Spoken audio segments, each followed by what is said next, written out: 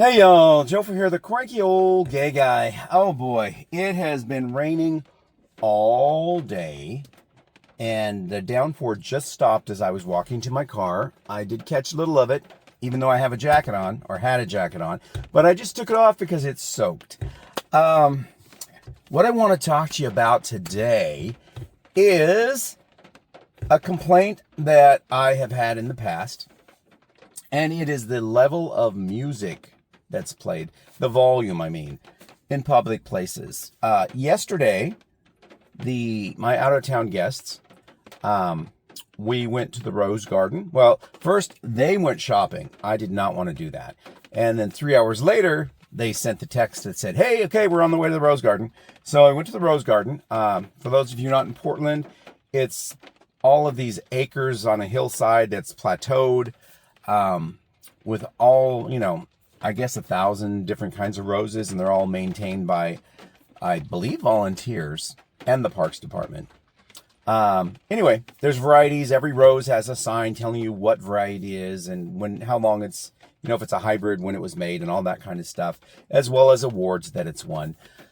On the north end of the Rose Garden is an amphitheater, where at one time there used to be something called Peacock in the Park, which was this huge drag show during Pride Month that it just got too many people going after many years that they had to cancel it. It couldn't fit the people anymore.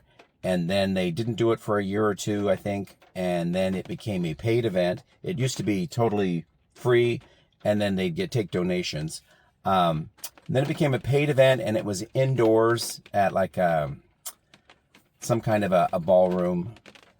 And it was much smaller. I don't know how the turnout went. I think it was around for a few more years after that, and then I haven't heard anything about it in a long time. And it was founded by Lady Elaine Peacock, who was a very popular drag queen here in Portland, who passed away, 25 years ago or more, something like that. Anyway, we went to the Rose Garden, and then they wanted to go to Pittock Mansion, but it was already closed. So we went to the Pittock Mansion anyway, walked around the outside along with all these other people. And both of these places are very photogenic. So the Rose Garden, there are lots of couples doing their wedding or engagement photos there. You see photographers and people dressed up all the time. Same with the Pittock Mansion. Someone was filming if it was a commercial, I don't think it was sanctioned, because it was after hours and they were just wandering the property trying to get some clear shots. And it was a commercial for some kind of a children's fashion. It was kids dressed up like a marching band, but not like a high school or a school marching band, but it was like a Beatles marching band outfits. Anyway, also wedding pictures. So we took pictures so they could, show their families and everything when they get back home, of the city skyline, and great views up there, as well as the Pittock Mansion itself. And now we get to the noise part. We then went to a place on North Mississippi called Mississippi Marketplace, and I counted either 11 or 13 food carts, as well as a brick and mortar bar. The bar has a deck. The deck opens onto this big parking lot, which is now a courtyard, filled with picnic tables and all of the food carts. It was very busy. It was very crowded. Wide variety of things to eat. The music. First of all, there's a lot of noise because everyone's talking. So there's that rumble and roar.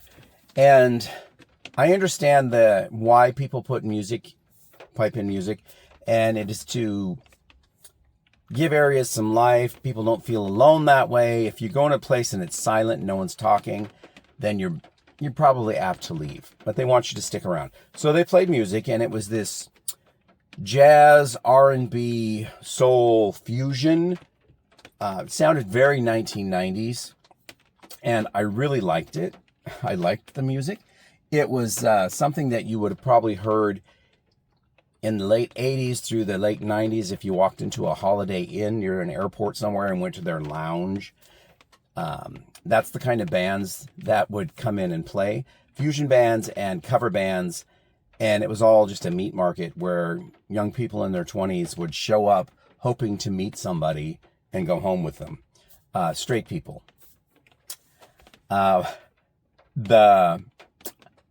These meat markets, or lounge bands, excuse me, or hotel lounges, they were the kind of thing you'd go in and you would see people dance like they dance at weddings, meaning that everyone's a bit awkward.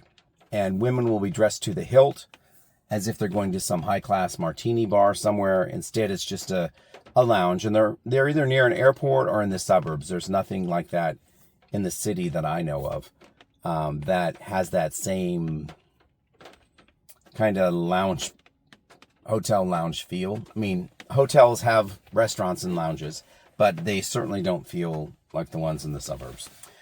Anyway, my complaint was the music, and that they could have cut it by 50% and it still would have been loud enough to hear, and you could talk over it. Instead, everyone's up here like this talking, and you're only like 2 feet away from someone across the table.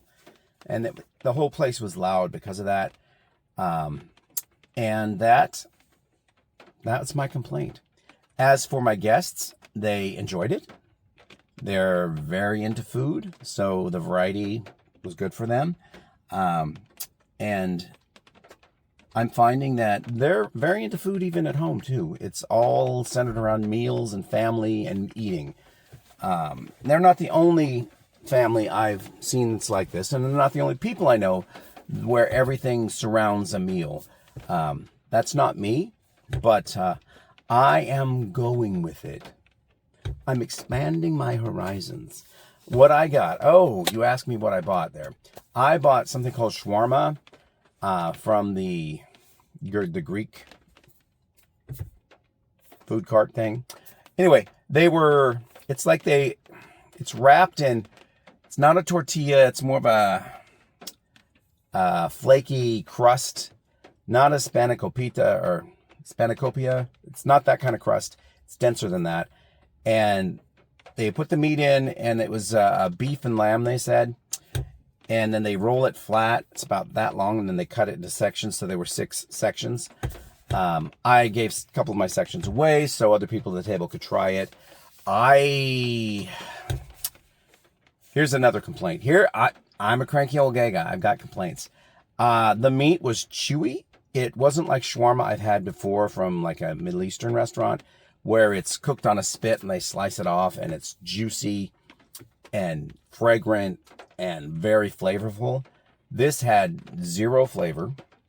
It just tasted like unseasoned meat.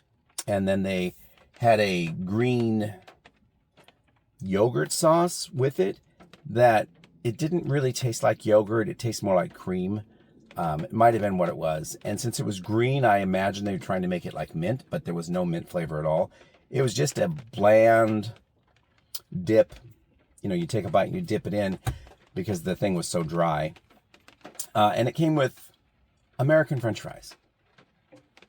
Go figure, maybe they're American French fries or French fries in general. Maybe that's a Greek thing too, because that's what it came with. And the fries had like just a pinch of salt over all of them. So they were kind of bland too. And then they give you 3 packets of ketchup, which is enough for, if you're going to eat a fry and then dip it in ketchup, that's enough for maybe half of them. And I ended up giving the rest of them away, the fries, because everyone at the table, they were snacking on them. So I was filled up. I mean, it was full. It was enough to eat a dinner. It was fine. Would I order it again? Probably not. I would probably try a different cart or ask them to put seasoning in it because it was like really super bland. And this food cart pod thing I went to years ago, and I bought something from one of the Asian carts, and it was not bento, but chicken on a stick, kind of a bento, but it wasn't a bento because it wasn't on a stick and it was just over rice. And the rice was warm. It wasn't hot. The chicken was hot, but then they put sauce over it, and the sauce was ice cold. And that combination was really bad for me. if you're going to season something, season it while it's cooking. Don't just dump sauce on it afterwards. I understand why they do it, because not everyone likes the same seasoning. That's why they have a variety of sauces you can put on it. But why do you refrigerate sauces, especially hot sauces? I don't mean temperature-wise, but I mean spicy sauces. They don't go bad.